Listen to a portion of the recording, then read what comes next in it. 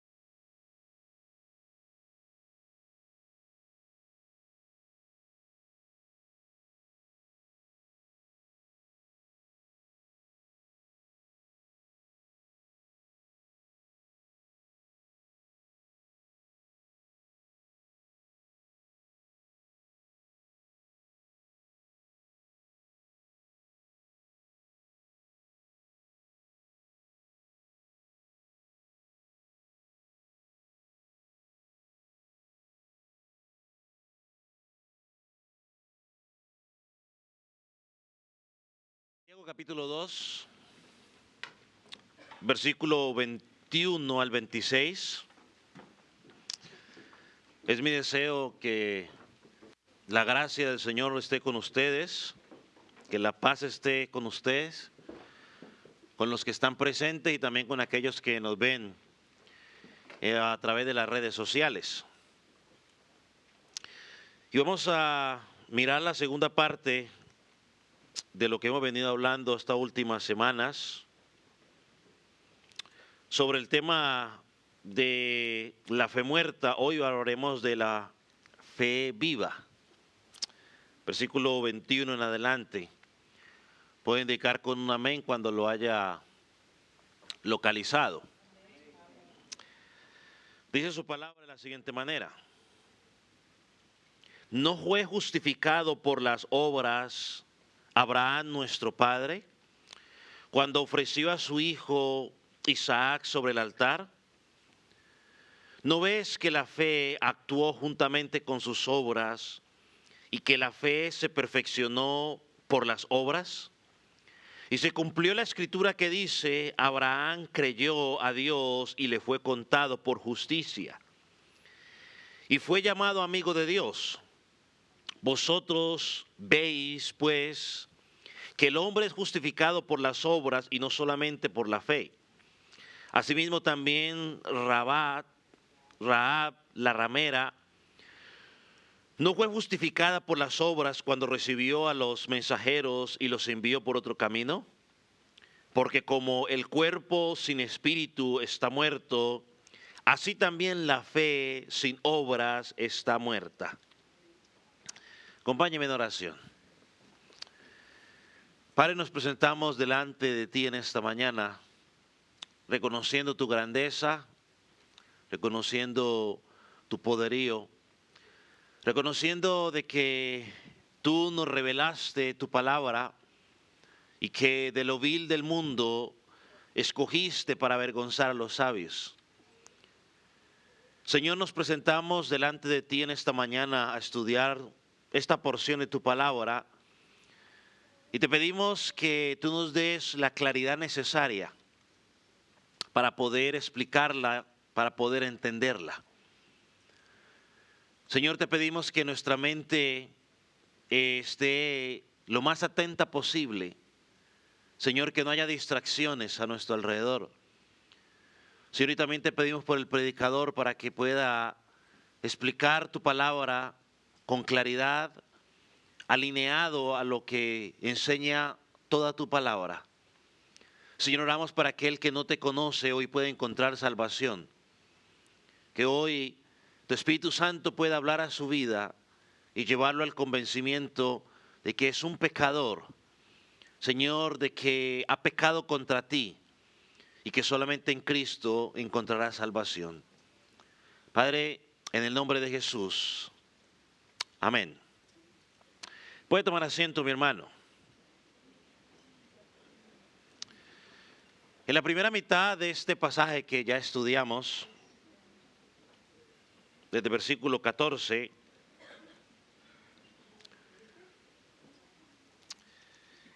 Santiago nos dejó claro que es imposible creer en Dios, creer en el Señor Jesucristo,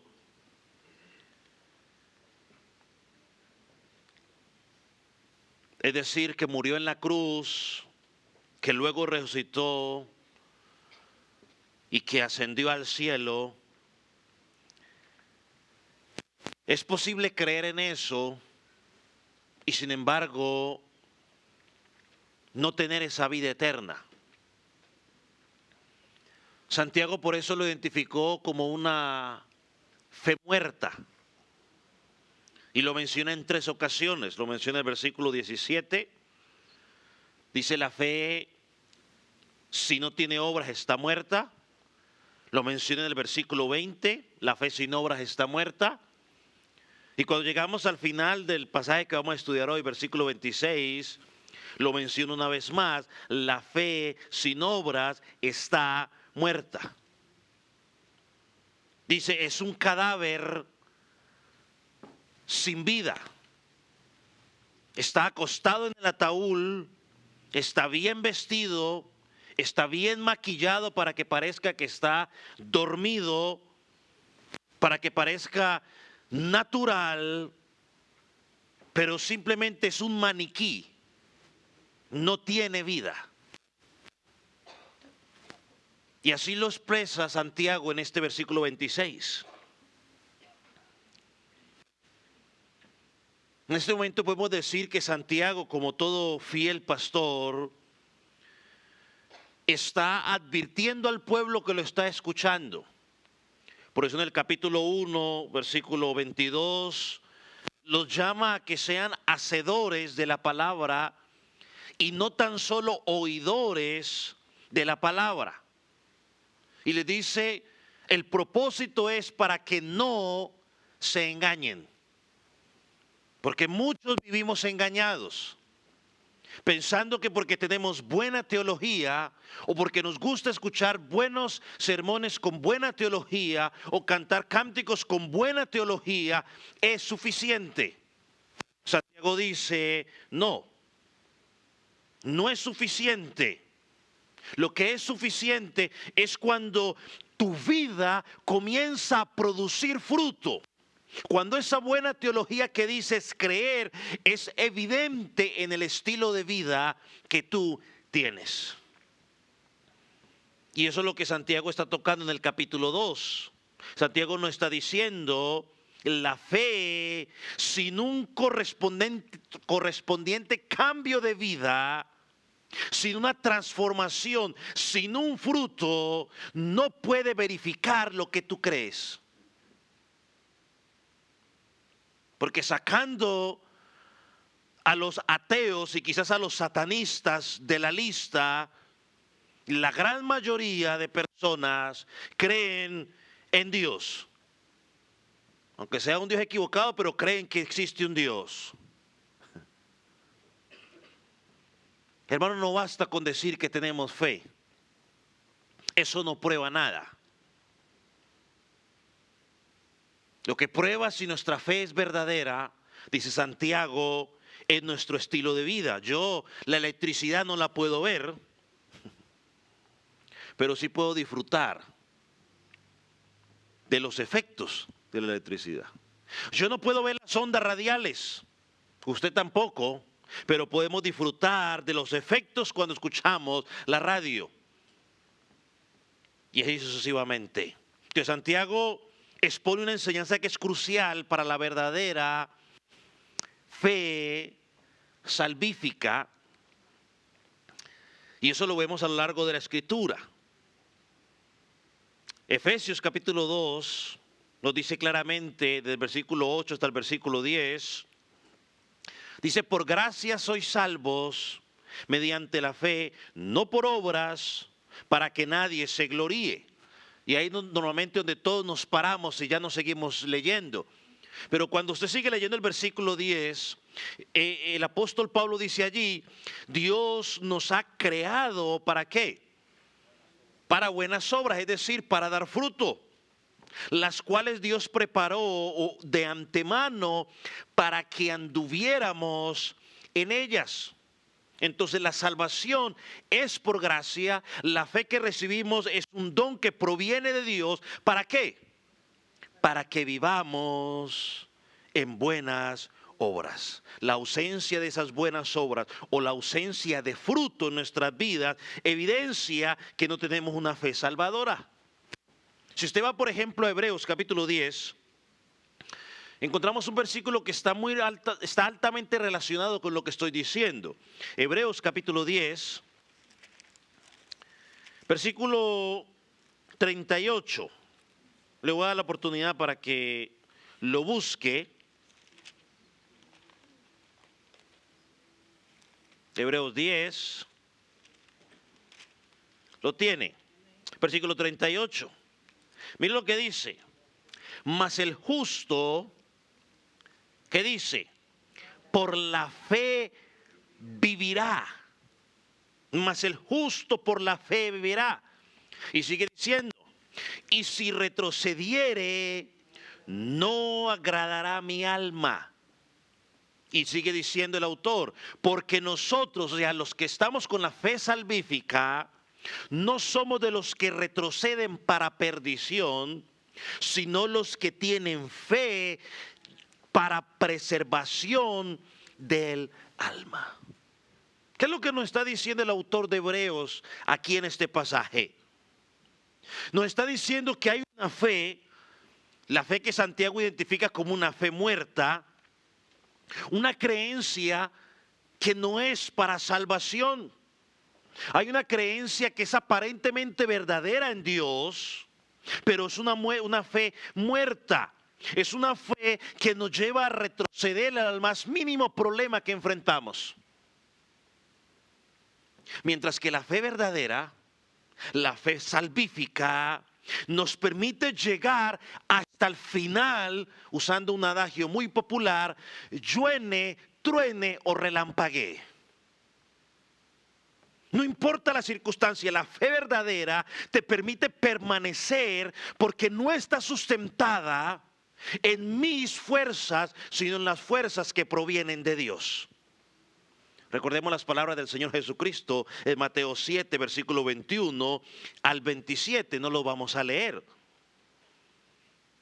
Pero Jesús dice allí que muchas personas estaban engañadas y que van a despertar de su engaño demasiado tarde, cuando estén delante del Señor, demasiado tarde. Jesús dice allí en ese pasaje, muchos me dirán, Señor, Señor, hemos hecho esto, hemos hecho aquello y lo hemos hecho en tu nombre. O sea, van a sacar todo lo que han hecho por Dios. Pero Jesús les va a contestar, apartaos de mí, nunca os conocí, hacedores de maldad. En otras palabras, hermanos, no es lo que dices, es lo que haces, es lo que produces. Si produces iniquidad, serás condenado por tu iniquidad. El creyente tiene que producir frutos. Y esto es exactamente lo que Santiago nos está diciendo. Lo primero que vimos en el versículo 14 al versículo 20, habló de la fe muerta y dio tres características de la fe muerta, las recuerdo rápidamente. Una confesión vacía, una compasión falsa, y una convicción superficial. ¿Crees en Dios? Muy bien. Pues los demonios también creen. Es más, los demonios hasta tiemblan. Y muchos tienen la fe de los demonios. Sí, creen en Dios, pero ese creer no ha afectado su estilo de vida. Hermano, conocer las verdades espirituales sin una vida de transformación es una fe, muerta. 2 Corintios 5, 17, ¿qué dice? Creo que todos lo conocemos. Si alguno está en Cristo, ¿qué pasa? Nueva criatura es. ¿Qué pasa con las cosas viejas? Todas pasaron, quedaron atrás. Y aquí todas son hechas, ¿qué? Nuevas. Ahora, cuando llegamos al versículo 21,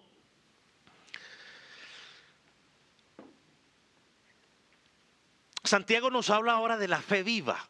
¿Cuál es la fe viva? Y lo hace a través de 3 ilustraciones. Usa 2 personajes y una última ilustración fácil, que quizás vamos a decir 2 o 3 palabritas de ella porque es bien fácil.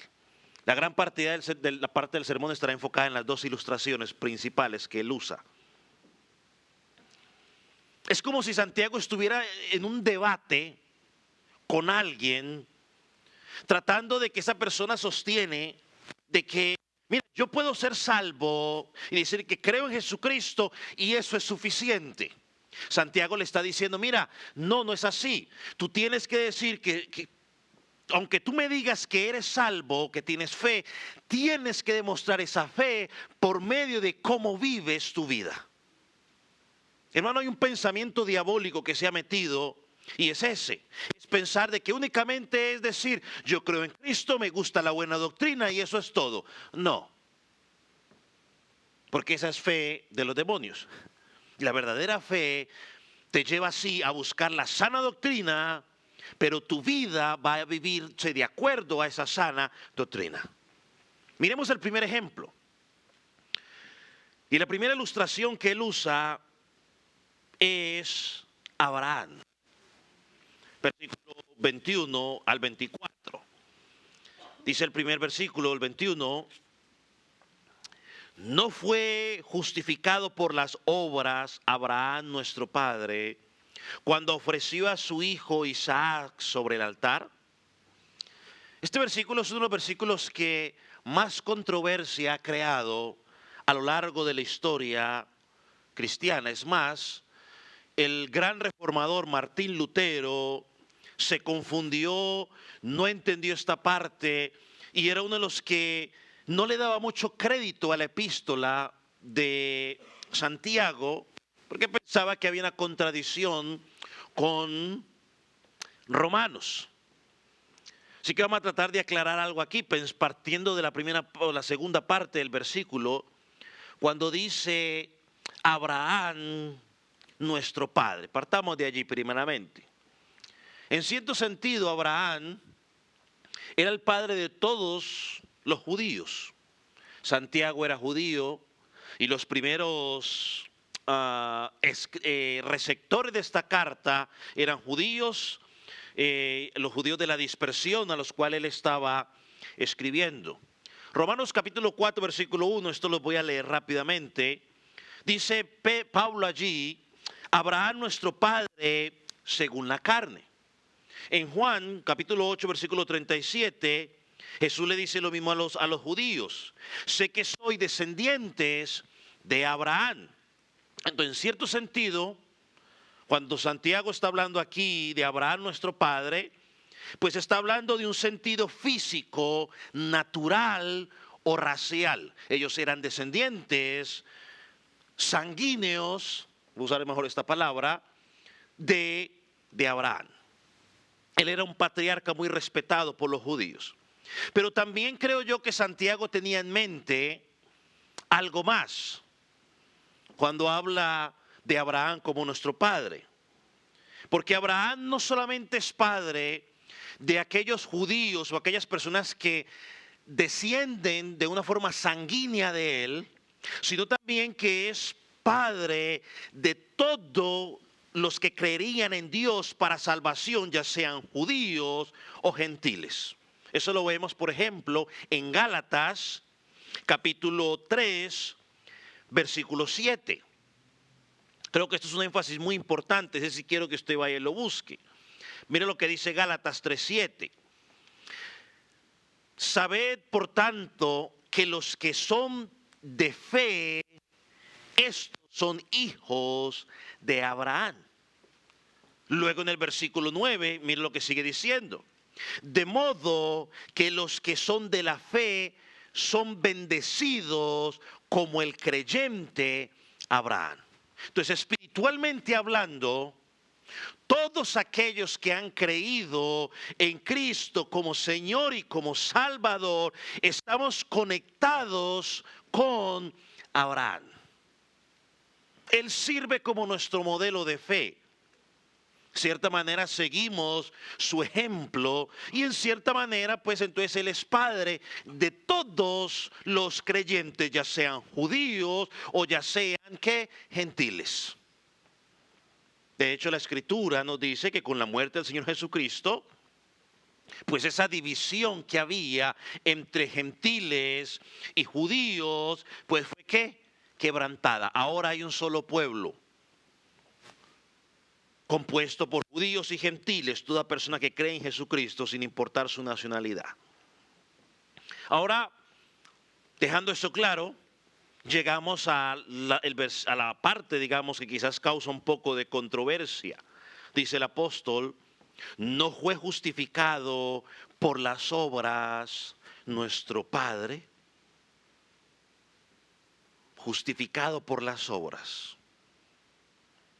Alguien estará preguntando, bueno, y eso suena como extraño. ¿Qué es ser justificado? Una definición rápida podríamos decir que es considerado ¿qué? Inocente delante de Dios. Pastor, entonces Santiago nos quiere decir aquí que Abraham fue considerado inocente delante de Dios por sus obras. ¿Cómo puede ser eso posible? Si Efesios dice otra cosa.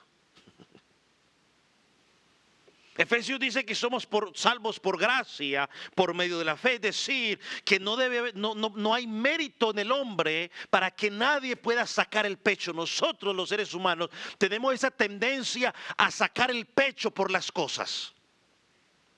No, el hijo se parece a mí, cuando las cosas son buenas, no, viene de mi línea familiar, viene de la línea Klinger. Pero cuando las cosas son malas, no, eso viene de la línea Robles.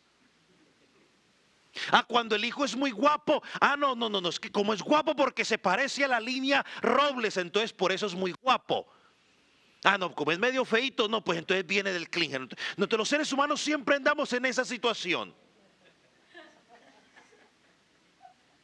¿Pero por qué se ríen?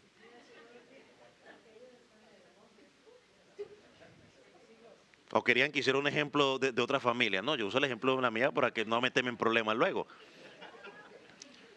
Pero ese es el crédito. Nosotros los seres humanos siempre, no, los hijos míos son guapísimos. No escucha a un papá que los hijos son feos. Ya me desconcentraron ustedes.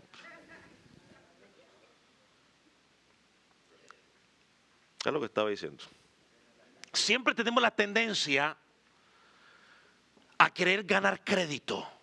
Por eso el Señor dice, la salvación no es por obras, porque imagínense usted llegar allá a pedir crédito. Yo fui salvo porque hice esto y esto. Entonces, ¿cómo es posible? Romanos, por ejemplo, Romanos 4. Vamos a Romanos 4.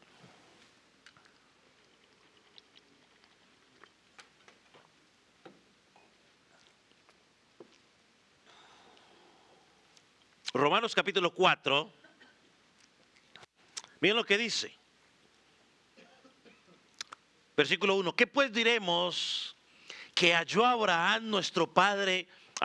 ¿Qué pues diremos que halló Abraham nuestro padre según la carne? Porque si Abraham fue justificado por las obras, tiene de qué gloriarse, pero no para con Dios. Entonces Santiago nos dice que Abraham fue justificado por las obras. Ahora el apóstol Pablo dice que si Abraham fue justificado por las obras, no tendría de qué gloriarse, pero no para con Dios. Sigue diciendo el versículo 3, ahí en Romanos. Porque, ¿qué dice la Escritura? Creyó Abraham a Dios y le fue contado por justicia. Pero al que obra, no se le cuenta salario como gracia, sino como deuda. Mas el que no obra, sino cree en aquel que justifica al impío, su fe le es contada por justicia. Entonces el apóstol Pablo nos está diciendo claramente aquí que Abraham no fue justificado por obras ante Dios. Fue justificado ¿por qué? Por la fe, dice ahí, creyó y le fue contada por justicia. Continúa diciendo el versículo 6. Como también David habla de la bienaventuranza del hombre a quien Dios atribuye justicia sin obras. ¿Sí ve? Justicia sin obras. Diciendo, bienaventurados aquellos cuyas iniquidades son perdonadas, cuyos pecados son cubiertos. Bienaventurado el varón a quien el Señor no inculpa de pecado. Si usted sigue leyendo, desde el versículo 1 hasta el versículo 8, nos dice que Dios declaró a Abraham justificado por la fe sin obras. El versículo 9, sigue leyendo, dice que fue justificado por gracia, no por la ley. Cuando se llega al versículo 16, dice allí, por tanto es por fe para que sea por gracia. Cuando usted va al pasaje paralelo, por ejemplo, o bueno, antes dirá ya, el argumento principal aquí de Romanos es que la salvación de Abraham se basó en la fe, en la gracia, en el poder divino y no en el esfuerzo de Abraham. Cuando vamos al pasaje paralelo en Gálatas capítulo 3, versículo 6, se nos dice una vez más allí, Abraham creyó a Dios y le fue contado por justicia. Versículo 11 dice, porque por la ley ninguno se justifica para con Dios.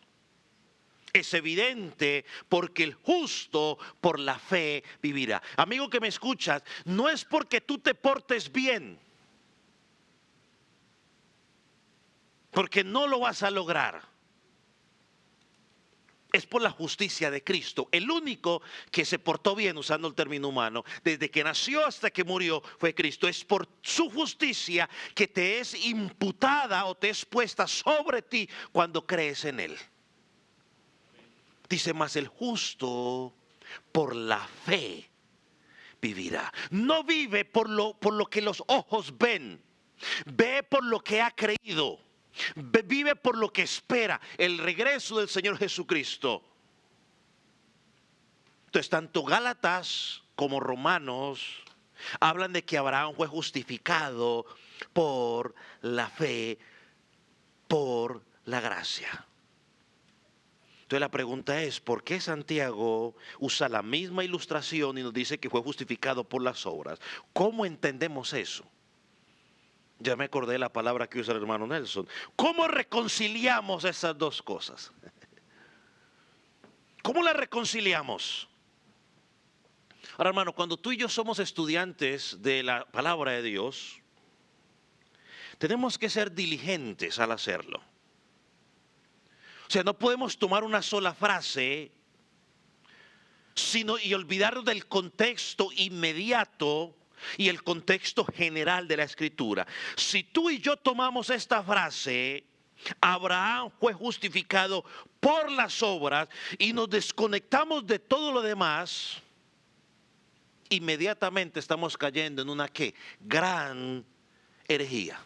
Y es uno de los grandes problemas que a veces tenemos al estudiar la Biblia, que agarramos una frase y la desconectamos de todo lo que está a su alrededor y todo lo que dice la Biblia. Eso es peligroso. Hermano, hay un contexto más amplio en el pasaje y en la escritura. Esta frase no termina allí. Abraham fue justificado por las obras y ya. No, Santiago nos da ejemplos de lo que él quiere decir. Santiago está haciendo una referencia a Abraham, un hombre que a lo largo de su vida fue conocido como el padre de la fe. Y con toda seguridad podemos decir que era un hombre que vivía lo que había creído. Pero el foco no es en que él fue justificado por las obras que él hizo, sino que lo que él creía lo llevaba a vivir como él vivía. ¿Me expliqué bien? Lo que él creía, lo que Abraham creía, lo llevaba a actuar de la forma como él actuaba. Aquí se nos describe la fe de Abraham. Por ejemplo, vamos a Hebreos capítulo 11, para que notemos algunas cosas sobre la fe de Abraham. Y aquí empezamos usted y yo a ir reconciliando Romanos, Gálatas y Santiago.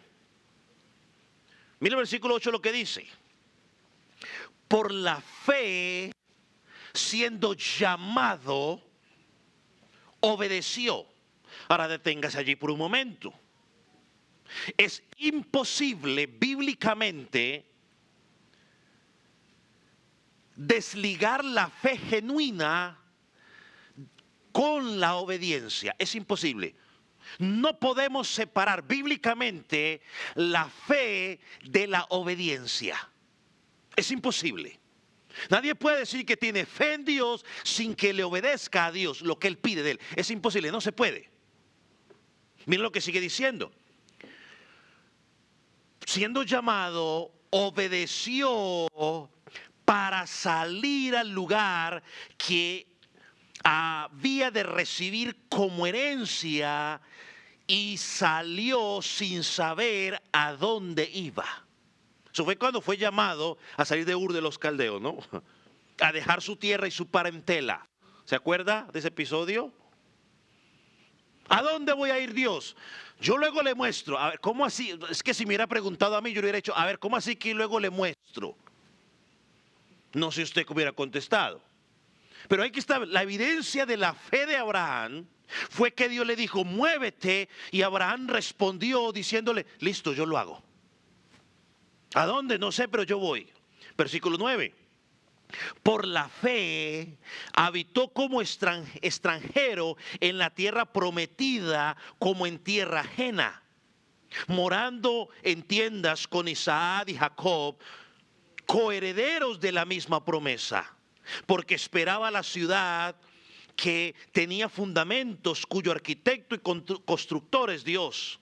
Versículo 11, por la fe también la misma Sara, siendo estéril, recibió fuerza para concebir y dio a luz aún fuera del tiempo de la edad, porque creyó que era fiel quien lo había prometido, por lo cual también de uno y de ese ya casi muerto salieron como las estrellas del cielo en multitud, como la arena innumerable que está a la orilla del mar. Cuando Dios nos habla de Abraham, destaca una fe activa, una fe que actuaba. De hecho, en Génesis capítulo 15, si usted observa desde el versículo 1 hasta el versículo 21, o todo el capítulo, usted lo puede luego leer en su tiempo, se citan detalles específicos de que Abraham creyó a Dios. Dios le prometió que haría una descendencia innumerable, como las estrellas ¿de dónde? Del cielo. Yo aquí tengo estrellas del mar. Yo no sabía que, bueno, hay estrellas del mar, pero no son esas. De la Biblia afirma que Abraham creyó y que por haber creído, ¿qué pasó? Le fue contado por justicia y él evidenció que había creído por el estilo de vida como vivía. ¿Por qué Santiago usa esa ilustración entonces? Por las obras fue salvo. Hermano, Santiago aquí no cita la conversión, al decir fue justificado por las obras. Él no está citando la conversión de Abraham, sino que nos está citando los frutos o las evidencias de la conversión de Abraham.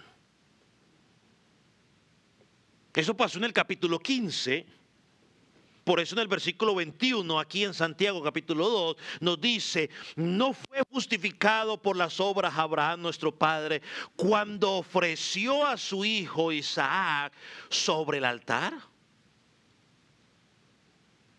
sea, no podemos desligar esto de la idea central de Santiago. Santiago está tratando de probar que la fe verdadera se evidencia por tu estilo de vida. Él está afirmando que la justificación por obras que experimentó Abraham sucedió en un momento específico o se evidenció en un momento específico. Por ejemplo, se cree que quizás el momento de conversión de Abraham aparece en Génesis capítulo 15. Y el ejemplo que Santiago nos está presentando aquí sobre Abraham, la obediencia de Abraham, aparece en el capítulo 22 de nuestras Biblias. Es decir, que hay una distancia de 7 capítulos en nuestra Biblia. Pero cuando usted se pone a estudiar, esos 7 capítulos son aproximadamente entre 30 y 40 años, suyos y míos. Desde el momento en que Dios llamó a Abraham para que se fuera, hasta el momento en que Isaac había nacido y tenía la edad suficiente para caminar y ir a ese lugar para ofrecerlo, hermano, no pasaron 7 capítulos nomás así que leemos nosotros en 7 días. No fueron 7 días, aproximadamente entre 30, 40, algunos dicen uno de los comentarios que leí decía que era 50 años. Entonces yo le pongo entre 30 y, que dije, 30 y 40 años de distancia.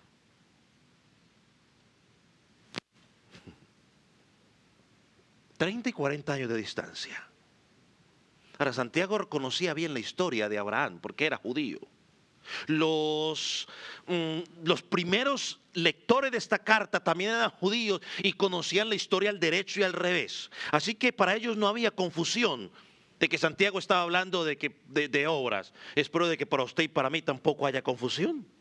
Hubo un momento en que Abraham creyó a Dios, le fue contado por justicia, quedó registrado en Génesis capítulo 15. Sin embargo, Santiago aquí nos está enfocando que él caminó su vida en obediencia y que en el momento más crítico de su vida, 20 o 30, 40 años después, donde tenía que evidenciar que realmente creía a Cristo, él lo evidenció.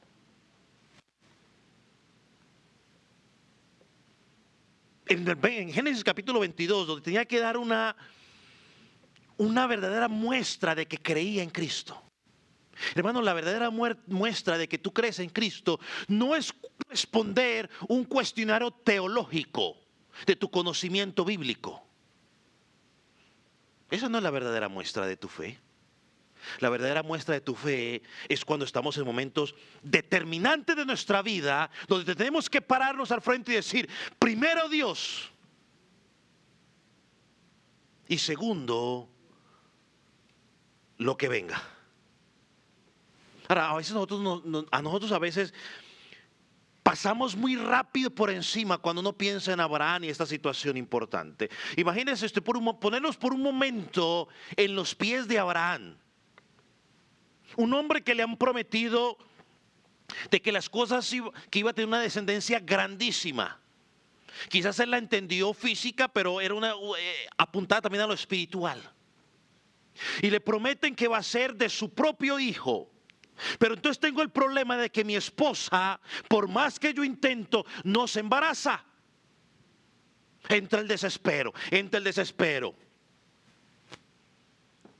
Y cuando por fin, cuando ya humanamente no se podía, primero porque ella era estéril, segundo porque ya había avanzado demasiado en edad, aparece el Dios milagroso y Sara concibe un niño, el hijo de la promesa, por el cual él mucho había pataleado, lloreado y hasta discutido con la esposa. Usted conoce la historia mejor que yo.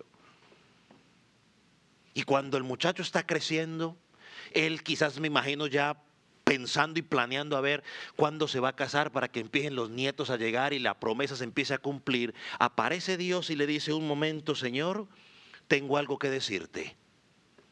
Ese hijo de la promesa que tanto has esperado, que tanto anhelas, ahora tienes que traerlo y sacrificarlo. Abraham llevaba conociendo a Dios hace mucho rato. Y Abraham sabía que sacrificar a una persona era en contra de los planes de Dios. Porque Dios no promovía eso. Y Dios le dijo: pero ¿cómo Dios me pide ahora que yo haga semejante cosa? Y Dios le dice: tu único hijo, tu hijo amado. Imagínense, le enfatiza allí. Y usted se va a Génesis 22. Y usted nota la obediencia de Abraham, que es una obediencia activa y una obediencia concreta. Dios le dijo que tenía que llevar a su hijo a un lugar en particular. Y él no dijo: bueno, yo voy a ir a donde yo quiero. No, él fue a donde Dios le dijo que tenía que ir. Se parece a usted y a mí. Que Dios pide algo y nosotros: no, pues que yo lo voy a hacer a mi manera porque yo creo que a mi manera es mejor. No, a tu manera no es la mejor. La mejor manera es la de Él. Y Abraham se va y lo hace. Y como lo he dicho en algunas ocasiones, cuando Abraham levantó ese cuchillo, era porque Abraham hace mucho rato había matado a su hijo en el corazón. Dios no quiere competencias. Los hijos los podemos amar mucho, pero no podemos que nuestros hijos compitan con Dios. Él se los puede llevar a la hora que Él quiere, a la hora que Él prefiera. Nos duela, porque yo sé que todos los que son padres al escuchar eso se nos hace el corazoncito así, porque uno quisiera, a ver cómo explico esto, por la ley de los hombres que hemos inventado nosotros los hombres. Porque esto lo hemos inventado nosotros. No, es que los hijos tienen que entrar a los padres. Eso no lo inventamos nosotros, los seres humanos. Hermano, que nuestro hijo no esté en primer lugar que Dios. Porque nos vamos a buscar un problema. Serio. Ni tu hijo, ni tu esposo, ni tu trabajo, ni nada. Porque la verdadera fe se evidencia en cuando tengo que decidir entre lo que Dios me pide y entre lo que yo quiero hacer. Abraham tenía que matar a ese hijo, pero posiblemente a ti y a mí nos toca matar otra cosa. Porque cuando tenemos que escoger entre Dios y el trabajo, escojo el trabajo. Cuando tengo que escoger entre Dios y el baby shower, escojo el baby shower. Cuando tengo que escoger entre Dios y la fiesta, escojo la fiesta. Cuando tengo que escoger entre Dios y el fútbol, escojo el fútbol. Cuando escojo entre Dios y el novio, escojo la novia. Hay muchas cosas que tenemos que empezar a matar. Pero ese es otro tema. Pero aprovechando, pues como todo buen predicador, lo meto ahí.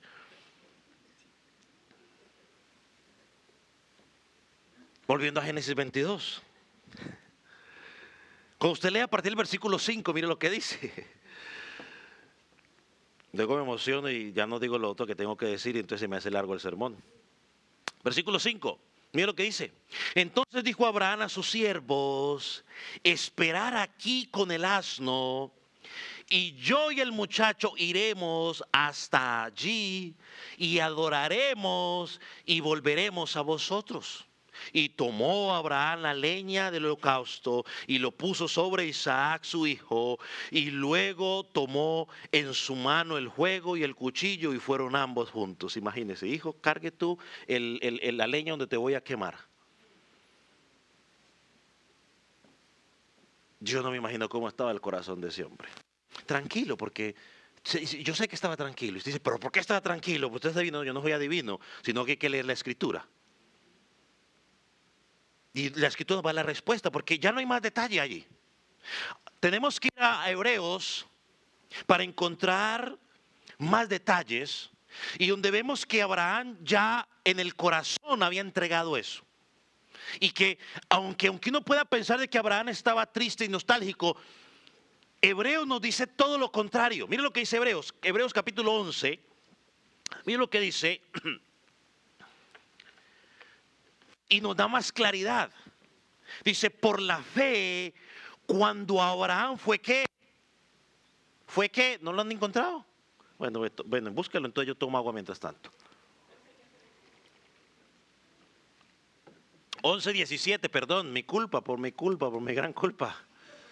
11:17. ¿Ahora sí lo tiene? ¿Vio lo que dice? Pues el culpable era yo, ya los quería culpar a ustedes.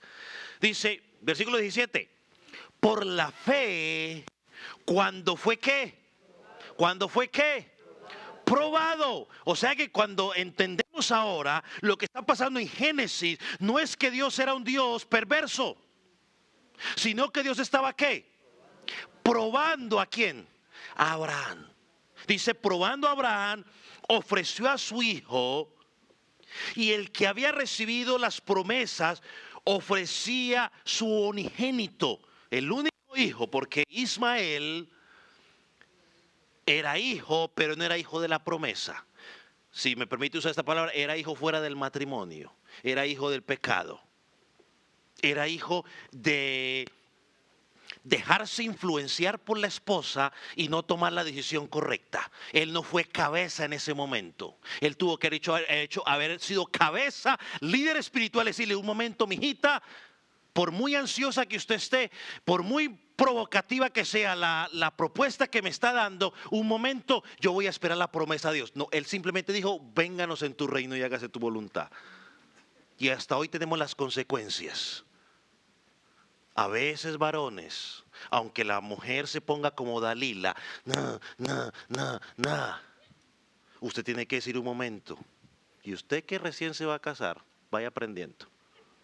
Porque cuando ella quiera ponerse como Dalila, usted dígale un momento, mijita. Y es para todos los que estamos casados. Y como él recién se va a casar, pues aprovechamos de una vez también y le damos.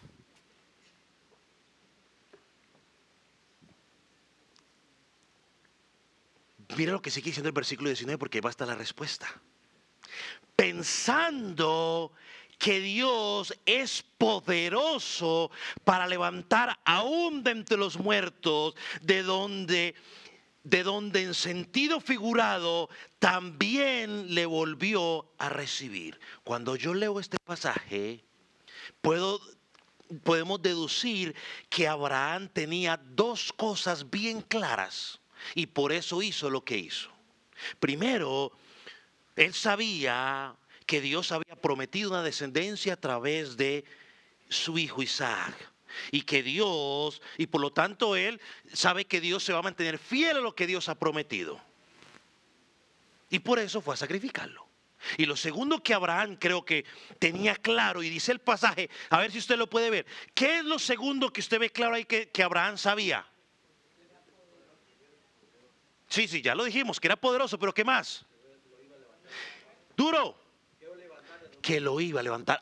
Yo creo que Abraham estaba convencido, Dios lo va a resucitar porque Dios prometió y Dios va a ser fiel a su promesa. Y hasta ahora, en estos 40 o 50 años que he vivido de la mano con Él, Dios no me ha dejado, Dios va a responder.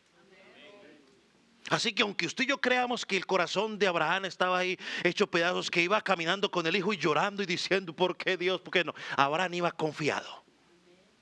Por eso le dijo a los siervos, mire, ustedes nos esperan aquí, cuando nosotros y el hijo y yo vamos a adorar y regresaremos. Porque eso dice Génesis, ¿cierto? Dice regresaremos. Hermano, la fe verdadera se evidencia. En los momentos más críticos de nuestra vida, yo no entiendo, yo no sé qué esté pasando usted, posiblemente usted no entiende nada de lo que está pasando en su vida en este momento. La fe verdadera dice, yo no entiendo lo que está pasando, pero yo sé que Dios me va a sostener. Pero ¿sabe cuánta gente no entiende lo que está pasando? Y la primera respuesta es, ¿sabe qué? Cuando pasa esto regreso. Mire, eso es una fe muerta, perdóneme, eso es fe muerta. Porque la fe verdadera dice, Señor, aquí me sostengo. Y nos presenta el ejemplo más difícil que nos pueda presentar. A todos los que somos padres y el que no es padre, con el solo hecho de poner a pensar en algo así, complicado. Pero la fe verdadera se mantiene firme. Hermanos, sí, es imposible sostener que la fe únicamente se expresa en palabras. O sea, hablando bíblicamente, la enseñanza bíblica desde principio hasta el final es que la fe se evidencia de forma palpable. Eso fue lo que el Señor Jesucristo enseñó. Miren lo que dice el versículo 22 ahí en Génesis. En Santiago 2:22. ¿No ves que la fe actuó juntamente con obras y que la fe se perfeccionó por las obras? Aquí hay cosas que podemos decir interesantes, hermano. De la misma manera como el árbol bueno se evidencia a través de su fruto. Usted quiere ver la calidad del fruto del árbol, pues entonces pruebe el fruto. O sea, aquí encontramos lo mismo. La evidencia de un fruto concreto en tu vida no es decir a grande voz, yo creo, porque cualquiera puede creer. Se va a evidenciar en lo que tú haces con tu vida. Y miren lo que dice el pasaje, porque aquí nos dice que la fe actuó juntamente con las obras. Son inseparables. Es como la uña y el mugre, ¿no? Son inseparables. Siempre hay por ahí. Tiene que estar usted constantemente. Actuaron juntos. No es que una por un lado y yo por el otro, no. Juntos. Es como las dos piernas suyas. Tienen que andar juntas, actuar juntas para poder caminar normal. Y de hecho sigue diciendo la frase, la fe se perfeccionó por las obras. Hermano, esto es importante e interesante. Porque la palabra que utiliza allí de perfección o que se perfecciona es teleio, que es completar, consumar o perfeccionar. Es la misma palabra que Jesucristo utilizó cuando estaba en la cruz del Calvario, que dijo consumado es. O sea, del mismo raíz. El Señor dijo, he acabado la obra. Entonces lo que Santiago nos está diciendo aquí es que la fe verdadera se va a ir perfeccionando en tu vida a través de ¿qué? De la forma en la cual tú estás viviendo. Se va a perfeccionar, o sea, es decir, no solamente estoy evidenciando una fe verdadera, sino que día a día, mientras voy actuando, haciendo lo que Dios pide de mí, Cristo se va formando en mi vida. Por eso Hebreos 12 nos dice, puesto los ojos en el autor y consumador de la fe, el cual con gozo puesto delante de él sufrió la cruz. Volviendo a Santiago, versículo 23, miren lo que dice. Y se cumplió la escritura que dice, Abraham creyó a Dios y le fue contado por justicia y fue llamado amigo de Dios. Otra vez, Santiago está haciendo esta unión completa de la vida de Abraham. En algún momento Abraham recibió la gracia de Dios, depositó su confianza en él, creyó en Dios, le fue contada por justicia, fue justificado por la fe. Pero esta justicia se evidenció, fue latente en su vida a medida de que él iba caminando y manifestando sus obras. Y dice el pasaje que Abraham fue llamado amigo de Dios. Esa frase no aparece en ninguno de los del Pentateuco o de los primeros 5 libros de la Biblia. Aparece en Crónicas y aparece de manera literal en Isaías 41, versículo 8. Y Santiago, al citar a Crónicas y citar a Isaías, lo que está haciendo es primero otorgando autoridad a las enseñanzas que ellos habían recibido. Y lo que nos está diciendo es que una fe genuina genera una relación genuina con Dios. Me dio calor, hermano Pras, por favor. Eso es lo que está diciendo ahí. Una fe genuina genera una relación genuina con Dios. Y el hecho de actuar de esa manera lo puso en una posición de ser amigo de Dios. ¿Qué dijo Jesús sobre eso pensando en esa frase, amigo de Dios? El Señor Jesús en Juan capítulo 15, versículos 13 y 14, dijo, nadie tiene mayor amor que este, que ponga su vida por sus amigos. Y lo interesante es que cuando usted lee el versículo 14, ¿qué dice el Señor Jesús? Si quiere búsquelo, no sé si no se lo puse, pero miren lo que dice el Señor Jesús allí.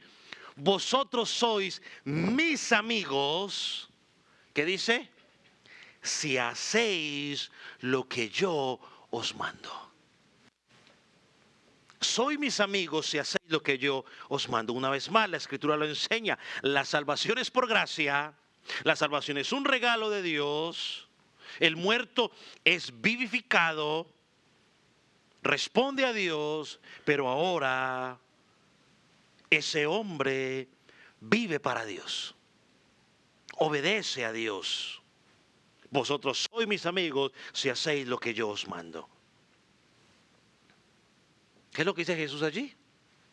Que la fe verdadera se evidencia. Si realmente Cristo murió por ti, si realmente su vida está siendo vida en ti, si tienes una intimidad con Dios, porque la gente dice, es que yo tengo una intimidad con Dios. Muy bien, muéstrame tu intimidad con Dios a través de tu estilo de vida. Eso enseña la palabra, eso no es palabra mía. La Biblia dice, cuando tú oras con Dios, entra en tu secreto y Dios que ve tu secreto, que nadie está viendo que tú tienes intimidad con Dios, lo va a manifestar en público. Es decir, tú tienes tanta intimidad con Dios que tú no tienes que pararte a decir, yo leo la Biblia todos los días. No, solamente en un momento de crisis, cuando alguien necesita, ¿de qué cree que le vas a hablar? De la palabra, porque la lees todos los días. Cuando tienes que tomar una decisión a última hora que no sabes qué hacer, ¿qué crees que vas a hacer? Bueno, pues un momentico, dame un ratico, yo analizo y oro, aunque sea unos 5 minuticos, voy a orar para pedir a Dios que me dé sabiduría. ¿Por qué? Porque estás acostumbrado a hacerlo. Ahí se va a evidenciar. Ahora, la segunda ilustración que nos da Santiago, tiempo vuela, pero bueno. Nos lleva a la segunda ilustración, versículo 25. Así también Rahab, la ramera, no fue justificada por obras cuando recibió a los mensajeros y los envió por otro camino.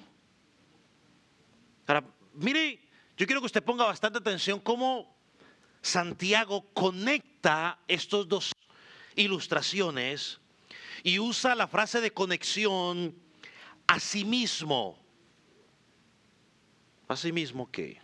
Él establece una comparación o un contraste entre Rahab y Abraham. Y es bueno recordar aquí que la historia de Abraham y de Rahab tienen muchas diferencias. Son opuestos, aunque tienen una cosa en común. Lo mismo que tú y yo compartimos en común. Una fe preciosa. Una fe incontaminada.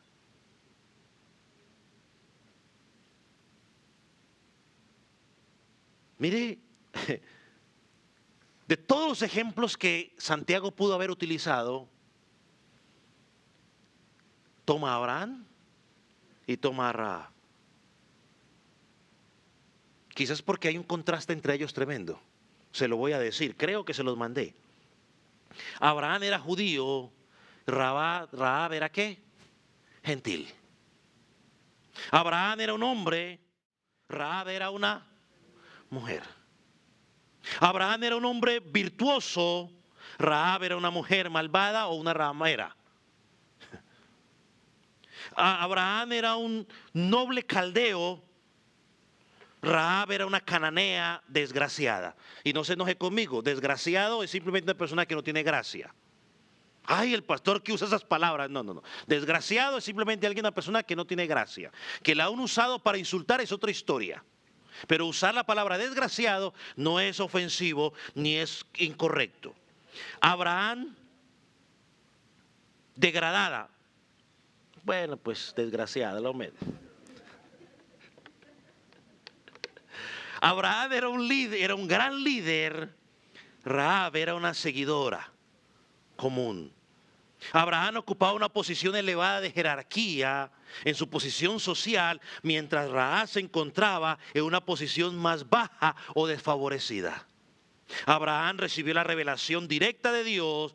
Rahab solamente recibió revelación indirecta de Dios, es decir, lo que había oído. Hermano, todos los contrastes que usted se pueda imaginar entre estos dos personajes, pero tenían algo en común.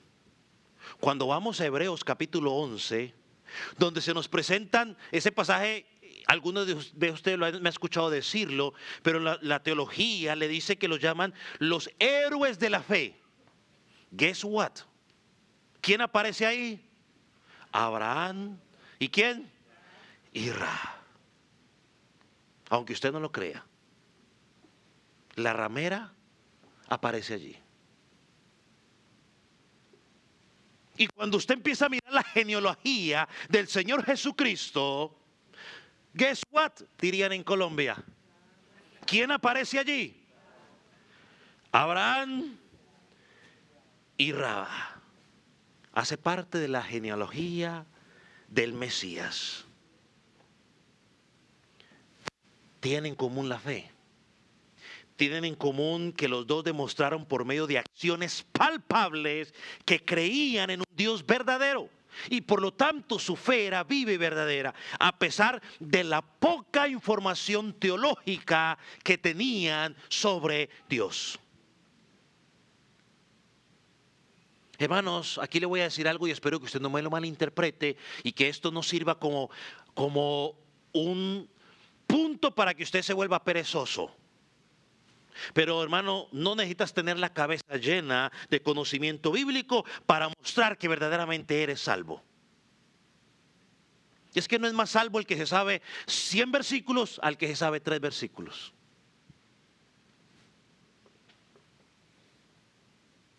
Porque muchas veces el que se sabe 3 versículos los vive y el que sabe 100 no vive ninguno.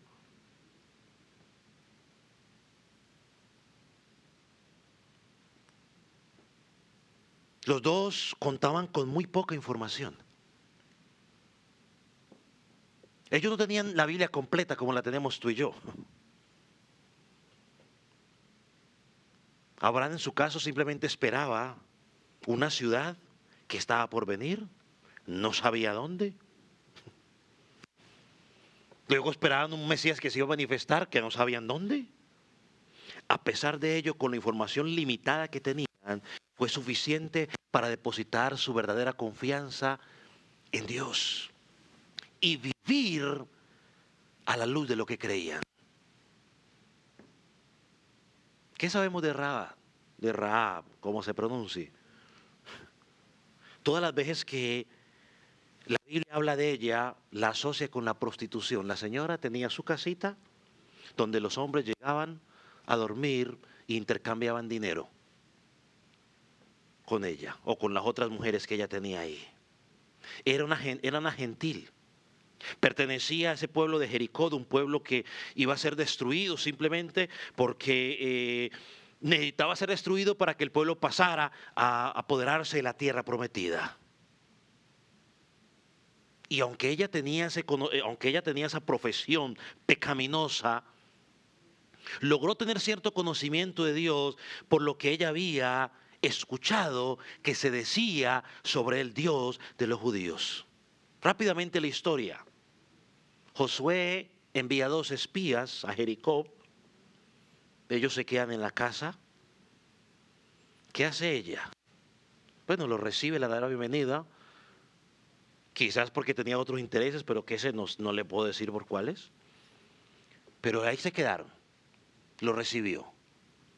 Cuando el rey de Jericó se enteró de la presencia de 2 espías israelitas en su territorio y que básicamente estaban en la casa de ella, los mandó a buscar.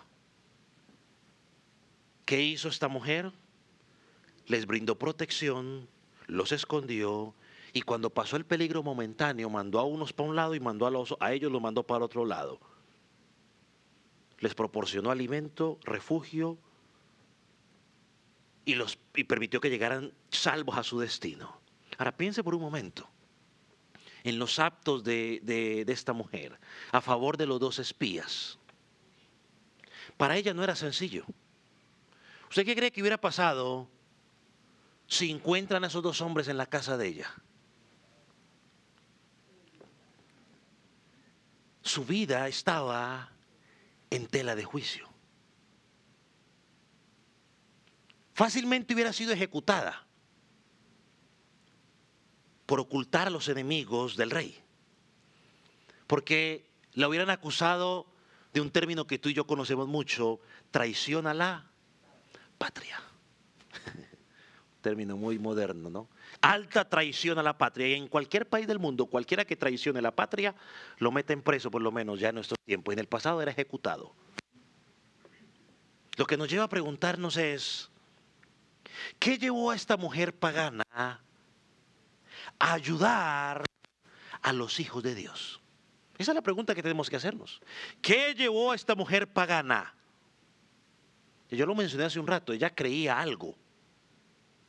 Tenía fe en algo y esa fe la llevó a actuar de una forma diferente. Por lo poco que conocía, mire lo que dice Josué, capítulo 2. Porque aquí vamos a ver la declaración de Rahab que nos permite ver lo que ella creía. Josué capítulo 2, versículo 9 en adelante. Voy a leer rápido porque el tiempo avanza. Miren lo que dice ella. Sé que Jehová os ha dado esta tierra, porque el temor de vosotros ha caído sobre nosotros, y todos los moradores del país ya han desmayado por causa de vosotros. Versículo 10. Porque hemos oído que Jehová hizo secar las aguas del Mar Rojo delante de vosotros cuando salisteis de Egipto, y lo que habéis hecho a los reyes de los amorreos que estaban al otro lado del Jordán, a Sehón y a Og, y a los cuales habéis destruido. Oyendo esto, os ha desmayado nuestro corazón, ni ha quedado más aliento en hombre alguno por causa de vosotros, porque Jehová vuestro Dios es Dios arriba en los cielos y abajo en la tierra. Ella no había sido testigo ocular de nada de lo que narró allí, de ninguno de esos eventos. Solo los escuchó, había llegado el rumor. Y usted sabe cómo son los rumores, ¿no? Mataron a 100 y dice, mataron como a 1000. Llegaron los rumores, pero eso fue suficiente para ella hacer un análisis correcto, creer y actuar.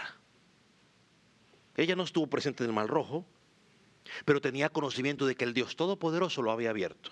Ella tampoco estuvo presente cuando destruyeron a estos reyes.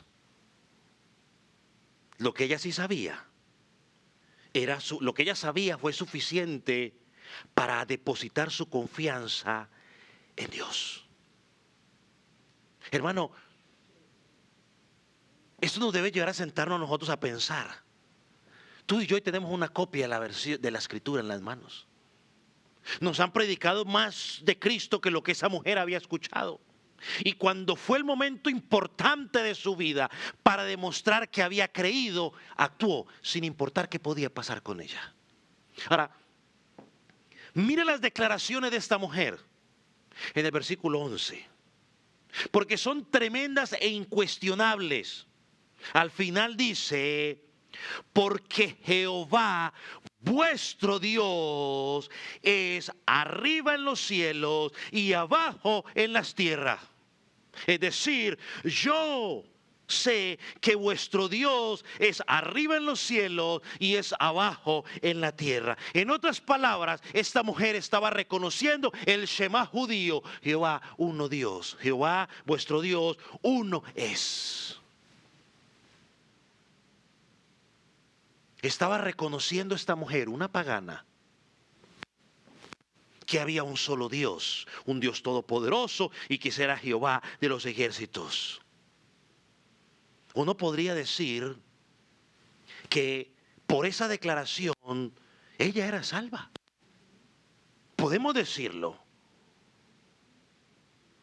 Y escúcheme por favor. La manera en que esta mujer manifestó esa salvación, según Santiago, es precisamente por lo que hizo. Ella recibió y luego los envió por otro camino. Y aseguró la salvación de ella y de sus familias cuando ellos regresaron. Yo puedo pensar, por lo que ella entra en las genealogías y en el libro de la fe, que luego esa mujer, ahora podemos decir que era una ex prostituta, porque dejó su estilo de vida pasado. Ahora era una mujer nueva por la fe. Mire lo que dice Romanos, ¿en dónde? En Hebreos, mire lo que dice sobre ella. Por la fe, Rahab, la ramera, no pereció juntamente con los desobedientes, habiendo recibido a los espías en paz.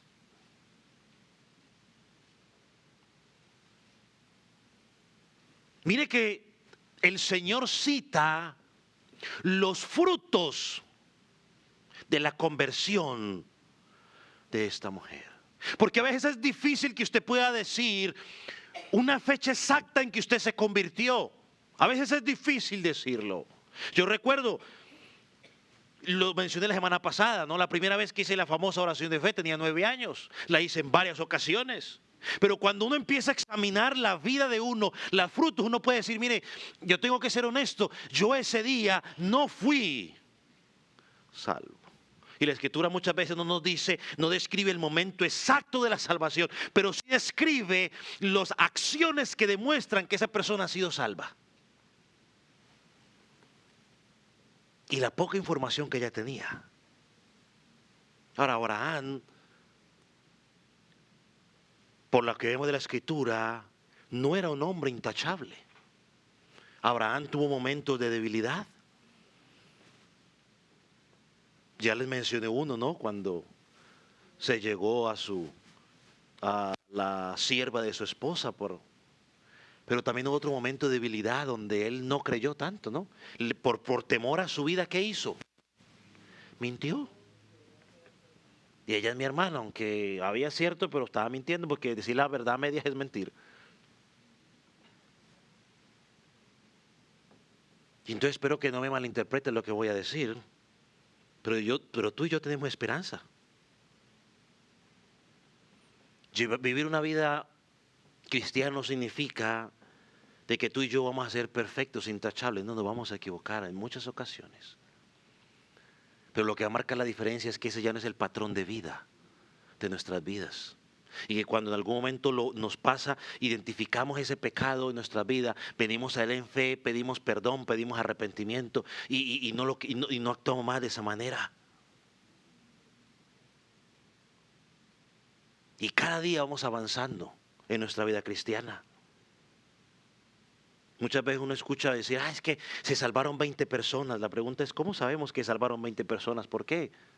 ¿Porque levantaron la mano?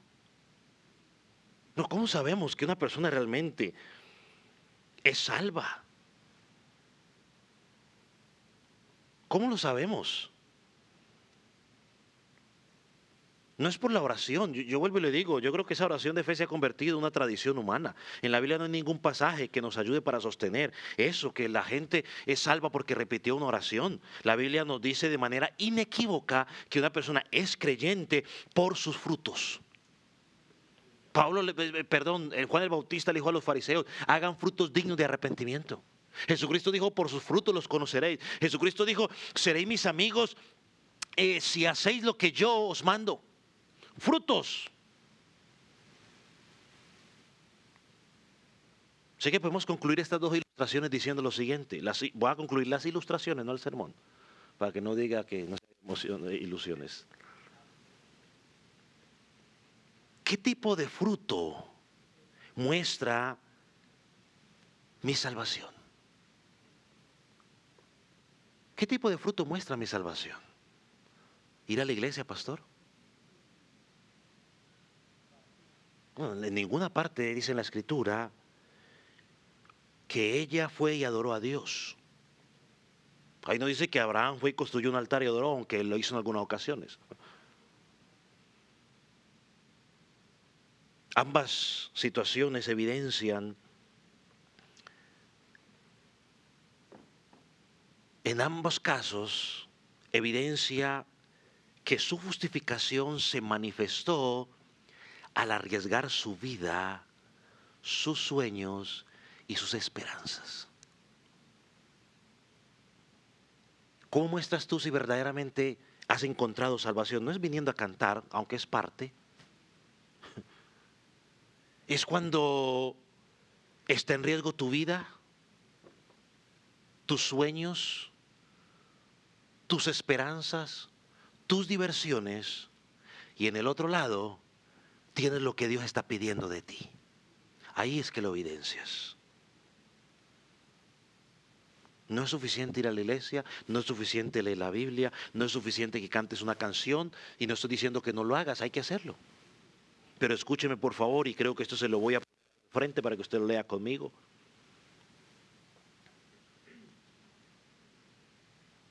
¿Cómo sé que soy salvo? Es que estoy tan sumamente comprometido con Dios que sacrificarías tus esperanzas, tus sueños, ambiciones, diversiones, y si es el caso, arriesgarías tu propia vida para serle fiel a Él, para ser fiel a tu fe. Ahí es que tú lo evidencias. Cuando tú pones en riesgo lo que sea porque quieres ser fiel a Él. Y en eso sí hay una cantidad de ejemplos en la Escritura. Hemos visto a Rahab, hemos visto a Abraham. Podemos encontrar, por ejemplo, a María. Los apóstoles. Si predican, los matamos. Y él dijo, pues nos van a matar. Y todos murieron por causa de eso. Tu verdadera fe. Ahí la vas a evidenciar, en tu escuela.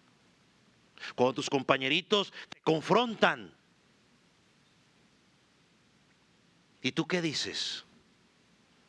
¿Prefieres quedar bien con ellos y hacer lo que ellos están diciendo para que no te rechacen? ¿O simplemente pones tu fe y dices, no, yo creo en esto, no lo voy a hacer?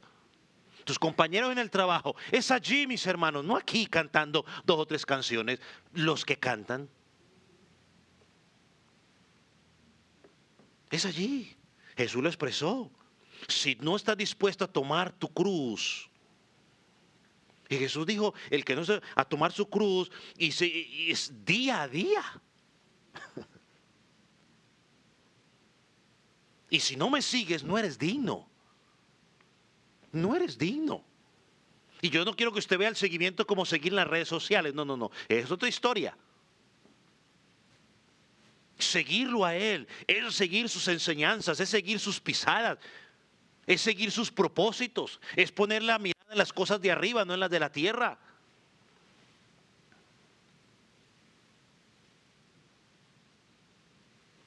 Entonces la razón no es si asisto a la iglesia, si leo la Biblia o si canto. La pregunta es, ¿cuál es la razón por la cual tú vives? ¿Qué es lo más valioso para ti? Ahí va a salir a la luz cuál es tu fe. Si tu fe es verdadera o si tu fe es muerta. ¿Estás dispuesto a sacrificar tu vida? ¿Estás dispuesto a sacrificar tus sueños?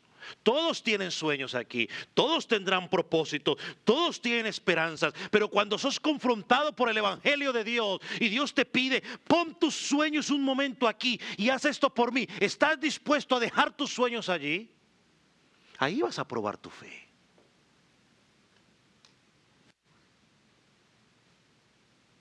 Ese es el verdadero problema.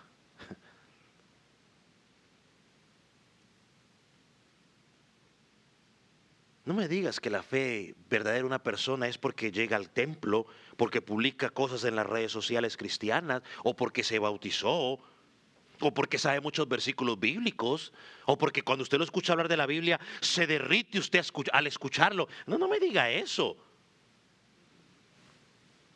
Lo que tengo que mirar es cómo vive su estilo de vida, cómo toma las decisiones. Santiago termina la ilustración, la tercera ilustración, con algo muy simple.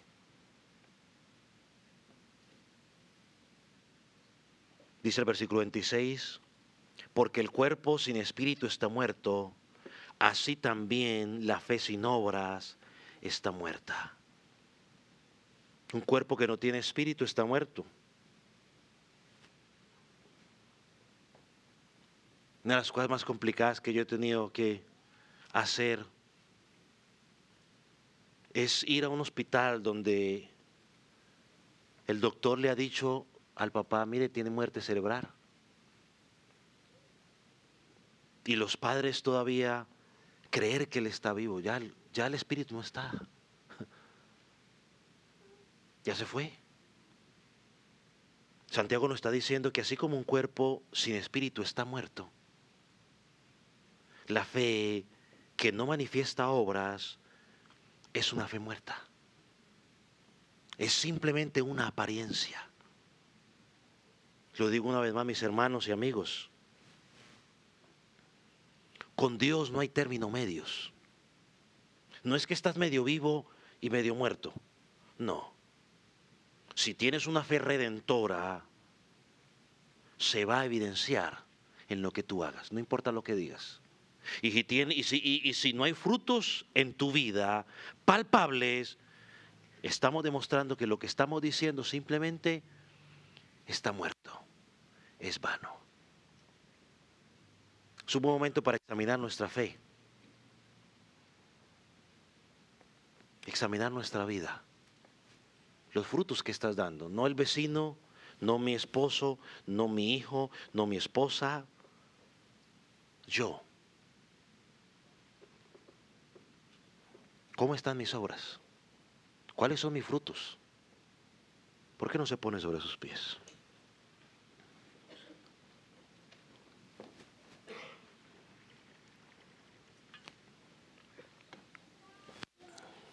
Y mientras piensa por un momento en su vida,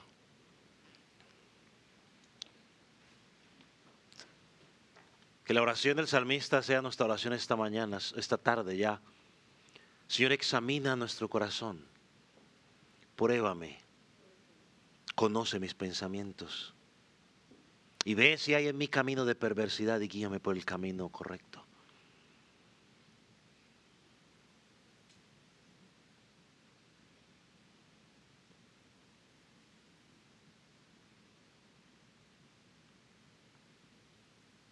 Dígale, Señor, yo quiero examinar mi vida a la luz de tu palabra. ¿Cómo es mi fe?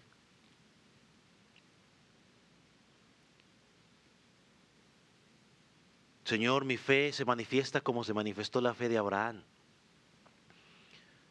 que en su corazón mató lo que más quería, porque estaba convencido de que tú lo ibas a respaldar, o porque estaba convencido de que tú ibas a cumplir. Es tu fe como la fe de Rahab, que puso en peligro su propia vida para cumplir el propósito de Dios. O es tu fe o mi fe, la fe como la fe de los demonios, la fe muerta, que decimos creer,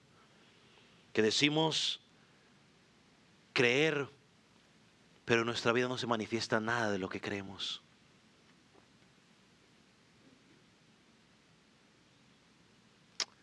Padre, nos presentamos delante de ti, dándote primeramente gracias, porque por medio de esta palabra, tú nos permites mirarnos al espejo de una forma desnuda. Señor, y si nuestros sueños, propósitos, anhelos están por encima de las cosas tuyas, perdónanos. Señor, ayúdanos a entender que